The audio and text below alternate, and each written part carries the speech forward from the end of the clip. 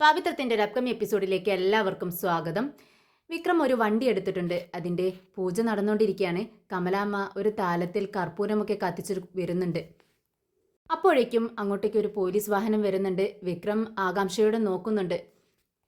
പെട്ടെന്ന് വാഹനത്തിൽ നിന്നും പോലീസുകാർ ഇറങ്ങി വന്നിട്ട് വിക്രമിനോട് പറയുന്നുണ്ട്, വിക്രം നീ പെട്ടെന്ന് സ്റ്റേഷനിലേക്ക് വരണം. പോലീസുകാരെ കണ്ടതും എല്ലാവരും പെട്ടെന്ന് ഭയത്തോടെ നിൽക്കുകയാണ്. വേദ ചോദിക്കുന്നുണ്ട്, എന്താണ് സാർ കാര്യം? അത് വണ്ടി സംബന്ധമായ ഒരു കാര്യമാണ്. വിക്രം പുതിയ വണ്ടി എടുത്തിട്ടുണ്ടല്ലോ, അത് സംബന്ധമായ എന്തോ കാര്യത്തിനാണ് വിളിക്കുന്നത്. ഇത് കേട്ടതും വിക്രം വേദയുടെ മുഖത്തേക്ക് നോക്കുന്നുണ്ട്. വേദ പറയുന്നുണ്ട്, വിക്രം ചെല്ലേ, എന്തെങ്കിലും നിയമപ്രകാരമായിട്ടുള്ള കാര്യം തന്നെ ആയിരിക്കും, നീ ചെന്ന് അന്വേഷിച്ചിട്ട് വാ എന്ന് പറയുന്നുണ്ട്. പോലീസുകാരനും വിക്രമിനെ പരിചയമുള്ള ആൾ തന്നെയാണ്. വിക്രമിനോട് പറയുന്നുണ്ട്, വിക്രം വരാതിരിക്കാൻ പറ്റത്തില്ല, നീ ഒഴിഞ്ഞു മാറിയിട്ട് കാര്യമില്ല, പുതിയ DSP ചാർജർ എടുത്തിട്ടുണ്ട്, നീ പെട്ടെന്ന് അങ്ങോട്ടേക്ക് വാ എന്ന് പറഞ്ഞുകൊണ്ട് അങ്ങോട്ടേക്ക് വണ്ടിയിലേക്ക് പോവാണ്. വിക്രമം പിറകെ തന്നെ ചെല്ലുന്നുണ്ട്. ഇത് കണ്ട് നന്ദിനി പറയുന്നുണ്ട്, കണ്ടോ കഴിഞ്ഞു, എല്ലാം കഴിഞ്ഞു, ദേ വണ്ടി എടുത്ത് അധികം സമയമായില്ല, അതിൻ്റെ പൂജ നടന്നിട്ട് പോലുമില്ല, പൂജ നടന്നുകൊണ്ടേ അപ്പോഴേക്കും ദേ അവനെ പൊക്കിയില്ലേ, പോലീസ് വന്ന് പൊക്കി. ഇതൊരു നല്ല ശകുനമല്ല എന്ന് പറയാ. ഇത് കേട്ടിട്ട് വേദയ്ക്ക് ദേഷ്യം വരികയാണ്. ചേച്ചി, വേണ്ടാത്ത കാര്യങ്ങളൊന്നും സംസാരിക്കാതെ, അതിന് പറ്റിയ സമയമല്ല ഇത്, മിണ്ടാതിരിക്കുക എന്ന് പറയുന്നുണ്ട്. എന്നിട്ട് മാഷിനോടായി പറയുന്നുണ്ട്, അച്ഛാ വിക്രം വന്നിട്ട് പൂജ ചെയ്താൽ പോരെ? അത് കേട്ട് മാഷ് പറയുന്നുണ്ട്, മതി മോളെ, അവനും കൂടി ഉണ്ടാവുന്ന സമയത്ത് ചെയ്യുന്നതാണ് നല്ലത്, അവൻ വരട്ടെ, കുറച്ച് സമയം നമുക്ക് കാത്തിരിക്കാം എന്ന് പറയുന്നുണ്ട് മാഷ്. വിക്രം സ്റ്റേഷനിലെത്തുന്ന സമയത്ത് വിക്രം ഒട്ടും പ്രതീക്ഷിക്കാത്ത ഒരാളെയാണ് അവിടെ കാണുന്നത്. അവിടെ പുതിയ DSP ആയി ചാർജ് എടുത്തിരിക്കുന്നത് നമ്മുടെ ദർശനാണ്. ദർശനെ കണ്ടതും സംശയത്തോടെ വിക്രം പോലീസുകാരനോട് ചോദിക്കുന്നുണ്ട്, ഇദ്ദേഹമാണോ പുതിയ DSP? അതെ, ഇദ്ദേഹമാണെന്ന്, പേര് ദർശനാണെന്നും പോലീസുകാരൻ പറഞ്ഞു കൊടുക്കുന്നുണ്ട്. വിക്രം അന്തം വിട്ട് അങ്ങനെ നോക്കി നിൽക്കുകയാണ്. വിക്രം വന്നത് ദർശൻ കണ്ടിട്ടില്ല. ദർശനാണെങ്കിൽ അവിടെയുള്ള ഗുണ്ടകളെയെല്ലാം നിരത്തി നിർത്തിയിട്ടുണ്ട്. എന്നിട്ട് അവരെയെല്ലാം താക്കീത് ചെയ്തുകൊണ്ടിരിക്കുകയാണ് ദർശൻ. ഞാൻ പുതിയ DSP, ഞാൻ ഇവരെ തന്നെ ചാർജ് എടുത്തത് എന്തിനാണെന്നറിയാവോ? ഈ നാടൊന്ന് നന്നാക്കാൻ പറ്റുമെന്ന് ഞാനൊന്ന് നോക്കട്ടെ. പിന്നെ നിങ്ങളെ ഓരോരുത്തരെയും ഞാൻ നോട്ടമിട്ട് വെച്ചിട്ടുണ്ട്. ഗുണ്ടായിസം, അടിപിടി, പിന്നെ മയക്കുമരുന്ന് മുതലുള്ള കച്ചവടം, ഇതെല്ലാം നിർത്തിക്കൊള്ളണം. ഇനി ഇങ്ങനെയുള്ളൊരു കേസും ഇവിടെ ഉണ്ടാവാൻ പാടില്ല. അതാണ് എൻ്റെ ലക്ഷ്യമെന്ന് ദർശൻ പറയുന്നുണ്ട്. ആരും തലപൊക്കി ദർശൻ്റെ മുഖത്തേക്ക് പോലും നോക്കുന്നില്ല. പെട്ടെന്നാണ് ദർശൻ വിക്രമിനെ കാണുന്നത്. അങ്ങ് വിക്രമിൻ്റെ അടുത്തേക്ക് ചെല്ലുന്നുണ്ട്. ആ വിക്രം, നീയോ? ഇത് കേട്ടതും വിക്രം പറയുന്നുണ്ട്, സാർ, സാറാണോ ഇപ്പോൾ ഇവിടുത്തെ DSP? അതെ. അല്ല സാർ, അതെങ്ങനെ? സാർ വക്കീലായിരുന്നില്ലേ എന്ന് ചോദിക്കുകയാണ്. ഇത് കേട്ടതും ദർശൻ പറയുന്നുണ്ട്, ഞാൻ ടെസ്റ്റ് എഴുതി പാസ്സായി, അങ്ങനെ കിട്ടിയതാണ് DSP പോസ്റ്റ് എന്ന് പറയുന്നു. എൻ്റെ ലക്ഷ്യം IAS ആയിരുന്നു, പക്ഷേ അത് സാധിപ്പിച്ചെടുക്കാൻ എനിക്ക് പറ്റിയില്ല, എങ്കിലും കുഴപ്പമില്ല എന്നിങ്ങനെ പറയുന്നുണ്ട് ദർശൻ. ഉടനെ വിക്രം ചോദിക്കുന്നുണ്ട്, എന്തിനാ സാർ എന്നെ ഇങ്ങോട്ടേക്ക് വിളിപ്പിച്ചത്? ഉടനെ ദർശൻ പറയുന്നുണ്ട്, അത് ഇവരുടെ ഒരു മിസ്അണ്ടർസ്റ്റാൻഡിംഗ് ആണ്. ഞാൻ വേദയുമായി സംസാരിച്ചിട്ടുണ്ടായിരുന്നു. വിക്രമിൻ്റെ കാര്യങ്ങളെല്ലാം ഞാൻ അവളോട് അന്വേഷിച്ചു. അവൾ പറഞ്ഞു, വിക്രം ഇപ്പോൾ നല്ല കുട്ടിയായി ജീവിക്കുകയാണ്, തടിപിടിക്കൊന്നും പോവാനുള്ള ഗുണ്ടായുസൊക്കെ നിർത്തിവെച്ചിരിക്കുന്നു എന്നൊക്കെ പറഞ്ഞു. വിശേഷങ്ങളെല്ലാം ഞാൻ അറിഞ്ഞിരുന്നു. പിന്നെ ഞാൻ ഇവിടെ ഒന്ന് നേരാക്കാൻ പറ്റുമെന്ന് നോക്കട്ടെ. ഗുണ്ടായുസൊക്കെ എല്ലാവരും നിർത്തിവെക്കുന്നത് തന്നെ നല്ലത്. നീ നിർത്തിവെച്ചു എന്നറിഞ്ഞത് എനിക്ക് വളരെ വിക്രം. പിന്നെ തെളിയിക്കപ്പെടാത്ത ഒരുപാട് കേസുകൾ ഞാൻ അന്വേഷിക്കുന്നുണ്ട്. അതിൽ പ്രധാനപ്പെട്ട ഒരു കേസാണ് ഭവാനിയുടെ മർഡർ കേസ്. ഇത് കേട്ടതും വിക്രമിൻ്റെ മുഖമൊന്ന് മാറുന്നുണ്ട്. നമ്മുടെ ദർശൻ അത് ശ്രദ്ധിക്കുന്നുണ്ട്. ദർശൻ അർത്ഥം വെച്ച് സംസാരിക്കുകയാണ്. വിക്രമിൻ്റെ മുഖത്തേക്ക് തന്നെ സൂക്ഷിച്ച് നോക്കിക്കൊണ്ടാണ് പറയുന്നത്, വിക്രം, നിനക്കറിയാവോ ഈ കേസിൽ എന്തെങ്കിലും ഒരു തുമ്പ് നിനക്ക് തരാൻ പറ്റുമോ വിക്രം? അവനോട് ശത്രുതയുള്ള ആരെങ്കിലും നിനക്കറിയാവോ?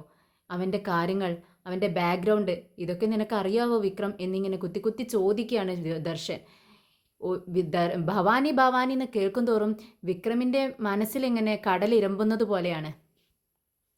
ദൈവമേ, എൻ്റെ കൈ കണ്ടാണല്ലോ അവൻ മരിച്ചത്, ഇദ്ദേഹത്തോട് ഞാൻ എന്ത് പറയും എന്നിങ്ങനെ ചിന്തിച്ച് നിൽക്കുമ്പോൾ വിക്രം പെട്ടെന്ന് പറയുന്നുണ്ട്, ഇല്ല ഇല്ല സാർ, എനിക്കങ്ങനെ അറിയാനാ, ഞാൻ ഗുണ്ടായിസെല്ലാം നിർത്തിയിട്ട് ഇപ്പോൾ നല്ല ജോലിക്ക് പോക്ക് തുടങ്ങിയിരിക്കണോ, എനിക്ക് അങ്ങനെയുള്ള കാര്യങ്ങളൊന്നും അറിയില്ല സാർ എന്നിങ്ങനെ തപ്പിത്തപ്പിയിട്ടാണ് വിക്രം പറയുന്നത്.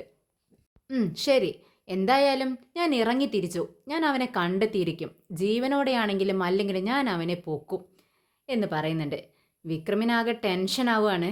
എങ്ങനെയെങ്കിലും ഇവൻ്റെ മുന്നിൽ നിന്നും രക്ഷപ്പെട്ടാൽ മതി എന്നുള്ള അവസ്ഥയിലാണ് വിക്രം നിൽക്കുന്നത്. വിക്രം പെട്ടെന്ന് ദർശനോട് ചോദിക്കുന്നുണ്ട്, സർ, എന്നോടുള്ള ക്വസ്റ്റ്യൻസ് എല്ലാം കഴിഞ്ഞെങ്കിൽ ഞാൻ പോക്കോട്ടെ. ഞാനൊരു വണ്ടി എടുത്തിട്ടുണ്ട്. അതിൻ്റെ പൂജ നടന്നുകൊണ്ടിരിക്കുകയാണ് സർ. അത് പെട്ടെന്ന് വീട്ടിലേക്ക് ചെന്നില്ലെങ്കിൽ അവരെല്ലാം എന്ത് വിചാരിക്കും?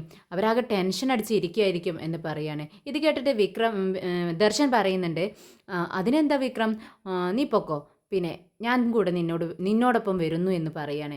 ഇത് കേട്ടതും വിക്രം തുറച്ചു നോക്കുകയാണ് ദർശനെ. വിക്രം, ഞാൻ നിൻ്റെ ഒരു ഫാമിലി ഫ്രണ്ടായിട്ടാണോ വരുന്നത്, അല്ലാതെ ഒരു പോലീസുകാരനായിട്ടല്ല. നീ ഇവിടെ നിൽക്കും, ഞാനിതാ വരുന്നു എന്നും പറഞ്ഞ് ദർശൻ അകത്തേക്ക് പോകുന്നുണ്ട്. അങ്ങനെ അവർ രണ്ടുപേരും കൂടെ വീട്ടിലേക്ക് പോവുകയാണ്, വിക്രമിൻ്റെ വീട്ടിലേക്ക്. എന്നാൽ കുറച്ചു നേരം കാത്തിരുന്നിട്ടും വിക്രമിനെ കാണാത്തതുകൊണ്ട് മാഷ് വേദയോട് ചോദിക്കുന്നുണ്ട്, വേദേ, നിനക്ക് അവനെ വിശ്വാസമുണ്ടോ? അവൻ പഴയതുപോലെ തന്നെ അടിപിടിക്കൊക്കെ പോക്ക് തുടങ്ങിയോ? അങ്ങനെ വല്ല കേസിലുമാണോ ഇപ്പോൾ അവൻ കുടുങ്ങിയിരിക്കുന്നത് എന്ന് ചോദിക്കുകയാണ്. ഇത് കേട്ട് വേദ പറയുന്നുണ്ട്, അച്ഛാ, വിക്രമിനെ ഒരിക്കലും സംശയിക്കരുത്. അവൻ പഴയ ഒരു സ്വഭാവം ഇപ്പോഴില്ല. ഇപ്പോൾ അവൻ പുതിയൊരു മനുഷ്യനായി ജീവിക്കാൻ വേണ്ടി ശ്രമിക്കുന്നുണ്ട്. അവൻ ഒരു പ്രശ്നവും ഉണ്ടാക്കി കാണില്ല, എനിക്കത് ഉറപ്പുണ്ടച്ചാ. പിന്നെ പഴയ വല്ല കേസും എടുത്തു പൊക്കിക്കൊണ്ട് വരുവാണോ എന്ന് എനിക്കൊരു ഡൗട്ടുണ്ടച്ചാ എന്ന് പറയാണ്. ഇത് കേട്ടത് മാഷ് ഇങ്ങനെ ആലോചിച്ചിരിക്കുകയാണ്. പെട്ടെന്ന് ശ്രീജ പറയുന്നുണ്ട്, വേദേ, നീ അച്ഛനെ വിളിച്ചുകൊണ്ട് ഒന്ന് സ്റ്റേഷൻ വരെ പോ. ഇത്രയും നേരമായിട്ടും വിക്രമിനെ കാണുന്നില്ലല്ലോ, എന്താ സംഭവം എന്ന് അറിയാലോ. നീ ഒന്ന് ചെന്ന് അന്വേഷിച്ചിട്ട് വാ എന്ന് പറയാനേ. ഉടനെ വേദ പറയുന്നുണ്ട്, അച്ഛാ, ചേച്ചി പറയുന്നത് കാര്യമാണ്. നമുക്ക് രണ്ടുപേർക്കും പോയി ഒന്ന് അന്വേഷിച്ചിട്ട് വരാം. അച്ഛൻ എൻ്റെ കൂടെ ഒന്ന് വരുമോ എന്ന് ചോദിക്കുക. ശരി മോളെ എന്നും പറഞ്ഞുകൊണ്ട് അങ്ങ് എഴുന്നേറ്റ് വേദയുടെ കൂടെ ചെല്ലുമ്പോഴേക്കും പുറത്ത് ഒരു വണ്ടി വന്ന് നിൽക്കുവാണ്. അതിൽ നിന്നും ദർശനും വിക്രമും ഇറങ്ങുന്നത് കണ്ട് എല്ലാവരും അത്ഭുതത്തോടെ നോക്കി നിൽക്കുവാണ്. ഇവരെ കണ്ട് വിനയം ചോദിക്കുന്നുണ്ട്, ആ, ദർശൻ സാറായിരുന്നോ വിക്രമിനെ കൂട്ടിക്കൊണ്ട് അങ്ങോട്ട് ചെല്ലാൻ പറഞ്ഞത്? ദർശൻ സാറായിരുന്നോ? ഞങ്ങളാകെ പേടിച്ചു പോയി. എന്താ സാർ കാര്യം എന്ന് ചോദിക്കുകയാണ്.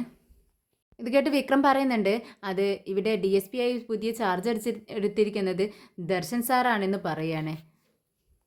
അത് കേട്ടോ എല്ലാവർക്കും സന്തോഷമാവുന്നുണ്ട്. മാഷ് ദർശനോട് കൺഗ്രാജുലേഷൻ ദർശൻ, എന്തായാലും സന്തോഷമായി.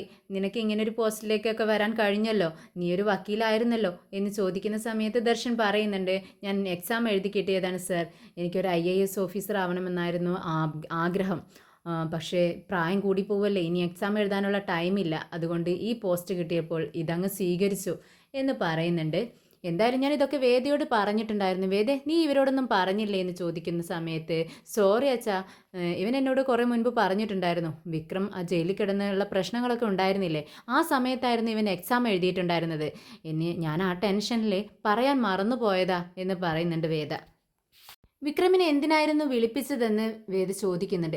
അപ്പോഴേയും വിക്രം അങ്ങ് കാര്യം പറയുന്നുണ്ട്, അത് തന്നെ വേദ നമ്മുടെ വണ്ടിയുടെ കാര്യത്തിന് ഒരു ആവശ്യത്തിനായിട്ട് വിളിപ്പിച്ചതാ. ഇത് കേട്ടിട്ട് ദർശൻ വിക്രമിൻ്റെ മുഖത്തേക്ക് നോക്കുന്നുണ്ട്. ദർശൻ പറയുന്നുണ്ട്, ഞാനിപ്പോൾ കുറച്ച് തിരക്കിലാണ് വേദ, ഞാൻ പോട്ടെ. ഒരു മർഡർ കേസിൻ്റെ അന്വേഷണത്തിലാണ് ഞാൻ, ഭവാനിയുടെ മർഡർ കേസ് എന്ന് പറയാണ്. ഇങ്ങനെ പറയുന്ന സമയത്ത് വിക്രമിൻ്റെ മുഖത്തേക്ക് ദർശൻ സൂക്ഷിച്ചു നോക്കുന്നുണ്ട്.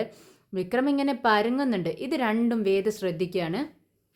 അങ്ങനെ അവിടെ നിന്ന് യാത്ര പറഞ്ഞ് ദർശൻ പുറത്തേക്ക് ഇറങ്ങി പോകുന്നുണ്ട്. മാഷ്, ഇനി എല്ലാവരും വാ, പ്രശ്നങ്ങളൊക്കെ തീർന്നല്ലോ, നമുക്ക് വണ്ടിയുടെ പൂജ ചെയ്യാം എന്ന് പറഞ്ഞുകൊണ്ട് എല്ലാവരും പുറത്തേക്ക് ഇറങ്ങുവാണ്. പക്ഷേ നമ്മുടെ വേദ വിക്രമിൻ്റെ കയ്യിലൊറ്റ പിടുത്തങ്ങ് പിടിക്കുകയാണ്. എന്നിട്ട് ചോദിക്കുന്നുണ്ട്, വിക്രം, എന്താ നിനക്ക് ടെൻഷൻ? സത്യം പറ, നിൻ്റെ മുഖത്ത് നല്ല ടെൻഷനുണ്ടല്ലോ, എന്താ കാര്യമെന്ന് പറയുന്നു ചോദിക്കുമ്പോൾ വിക്രം, ഒന്നുമില്ല, അച്ഛനെ കണ്ടില്ലേ വിളിക്കുന്നത്, പൂജയ്ക്ക് റെഡിയാവാൻ പറഞ്ഞില്ലേ, എല്ലാവരും പുറത്തേക്ക് പോയി, നീ വാ എന്ന് പറഞ്ഞുകൊണ്ട് വേദയും വിളിച്ചുകൊണ്ട് പുറത്തേക്ക് പോകാനുള്ള തയ്യാറെടുപ്പിലാണ് വിക്രം. പക്ഷേ വേദ വിടുന്നില്ല. ഇല്ല വിക്രം, ദർശൻ ആ മർഡർ കേസിൻ്റെ കാര്യം പറഞ്ഞപ്പോൾ നിൻ്റെ മുഖം മാറുന്നത് ഞാൻ ശ്രദ്ധിച്ചതാ. നീ വല്ല പ്രശ്നത്തിലും പോയി പെട്ടോ വിക്രം? എന്നോട് പറഞ്ഞ വാക്ക് നീ തെറ്റിച്ചോ? ഇല്ല വേദേ, അത് ഞാൻ തെറ്റിക്കുന്നത് നിനക്ക് തോന്നുന്നുണ്ടോ? ഞാൻ തെറ്റിച്ചിട്ടില്ല എന്ന് നുണ പറയാണ് വിക്രം. ഇല്ല, എനിക്ക് വിശ്വാസമില്ല. നിന്റെ മുഖം കാണുമ്പോൾ എന്തോ പ്രശ്നമുള്ളതായിട്ടാണ് എനിക്ക് തോന്നുന്നത്. നീ എനിക്ക് ഒരു വട്ടം കൂടി സത്യം ചെയ്തതാ എന്ന് പറഞ്ഞുകൊണ്ട് കൈ നീട്ടുവാണ് വേദ. എന്താ വേദ ഇത്? ഇടയ്ക്കിടയ്ക്ക് ഇങ്ങനെ എന്തിനാ സത്യം ചെയ്യുന്നത്? അത് കേട്ടതും വേദ പറയുന്നുണ്ട്, എനിക്ക് നിന്നെ വിശ്വാസമില്ല, അതുകൊണ്ട് തന്നെ ഈ സത്യം ചെയ്യുന്നത് കൊണ്ടെങ്കിലും നീ ഒന്ന് നന്നാവട്ടെ എന്ന് വിചാരിച്ചിട്ടാണ് ഞാൻ ഇങ്ങനെ ചെയ്യിക്കുന്നത്.